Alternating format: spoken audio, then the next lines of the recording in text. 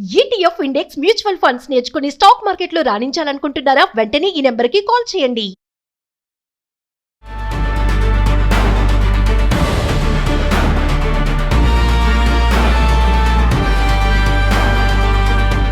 నమస్తే, welcome to Suman TV. Present మనతో పాటు ఉన్నారు major Obra academy director major SPS Oberoi గారు. నమస్తే సార్. నమస్తే మ్యామ్. సార్, ఇప్పుడు అబ్రాడ్ ఎడ్యుకేషన్ కోసం వెళ్ళాలనుకునే వాళ్ళకి కానీ, నాట్ ఓన్లీ ఎడ్యుకేషన్, అక్కడ వర్క్ చేయాలనుకునే వాళ్ళు కానీ, ఇప్పుడు ప్రెజెంట్ అమెరికా సిచ్యువేషన్ మీరు కూడా చూస్తూనే ఉన్నారు వార్తలు. ట్రంప్ లేనిపోని డెసిషన్స్ పెట్టడం, వీసాస్లో చేంజెస్ తీసుకురావడం. మరి మామూలుగా ఎవరికైనా చూడండి, అబ్రాడ్ వెళ్ళాలి అంటే ఖచ్చితంగా గుర్తొచ్చేది అమెరికా. ఎందుకు అమెరికాని ఎందుకు చూస్ చేసుకోవాలి? జర్మనీ, ఆస్ట్రేలియా, కెనడా ఇవన్నీ ఉన్నాయి కదా.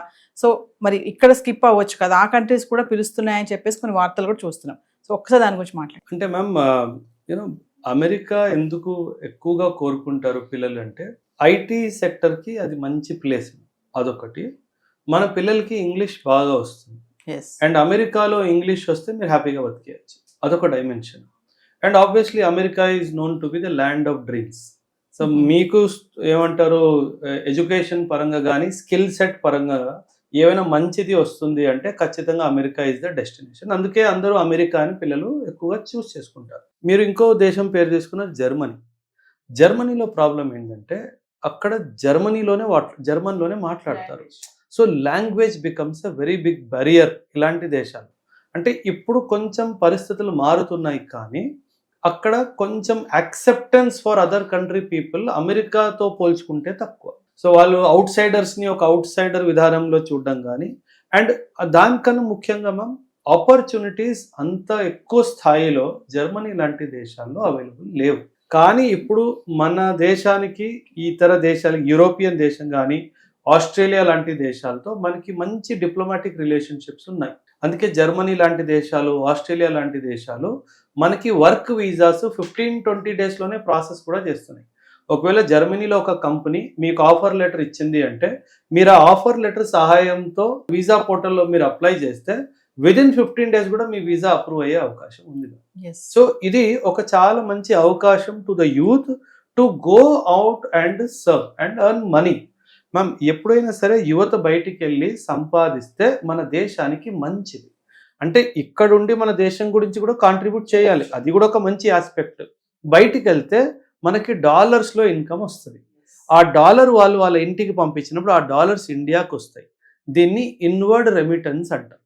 సో ఈ ఇన్వర్డ్ రెమిటెన్స్ మన దేశానికి చాలా మంచిది. సో ఇలా జర్మనీ కానీ, ఆస్ట్రేలియా కానీ, కెనడా కానీ, అమెరికా కానీ, యూకే కానీ ఇలాంటి దేశాల్లో అవకాశాలు వస్తే పిల్లల్ని పంపించడంలో తప్పేమీ లేదు.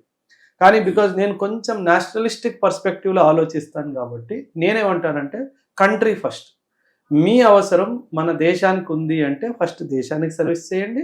లేదు అక్కడికి వెళ్ళి ఇంకో మంచి ఆపర్చునిటీస్ ఉన్నాయంటే ఖచ్చితంగా మీరు బయటికి వెళ్ళే హక్కు మీ అందరికీ ఉంది. సో ఈ వీసా ప్రాసెస్ అమెరికా లాంటి దేశాలు ఇన్ ద రీసెంట్ టైమ్స్, అతి ముఖ్యంగా ట్రంప్ గారు రెండోసారిగా ఒక ప్రెసిడెంట్ లాగా వచ్చిన తర్వాత ఆయన చాలా మార్పులు తీసుకురావడం జరిగింది వీసాలు. ఇన్ఫ్యాక్ట్ మీకు గుర్తుంటే కొన్ని నెలల ముందే వీసా అప్లికేషన్ ఫీజా ₹1,00,00,000 అయిపోయింది. ఇప్పుడు ఎవరు ₹1,00,00,000 ఇచ్చి ఇండియా నుంచి వర్క్ ఫోర్స్ని తెప్పించుకుంటారు?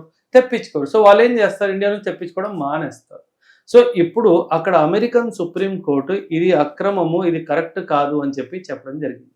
సో దానివల్ల కూడా చాలా వీసా అప్లికేషన్స్ మన భారతీయులకు మళ్ళీ ఓపెన్ అయ్యాయి. కానీ నా అభిప్రాయం ఏంటంటే, ట్రంప్ గారు ఉన్నంత వరకు as the president of America ఏదో ఒక విధంగా ఈ వీసా డైమెన్షన్లో ఏదో ఒక అడ్డంకమో, ఏదో ఒక ప్రాబ్లమో అది కంటిన్యూగా అవుతూనే ఉంది. సో మీరు అమెరికాకే వెళ్ళాలి అనే ఉద్దేశం కాకుండా ఇతర దేశాల్లో కూడా మంచి అవకాశాలు దొరికితే అక్కడ కూడా వెళ్ళండి.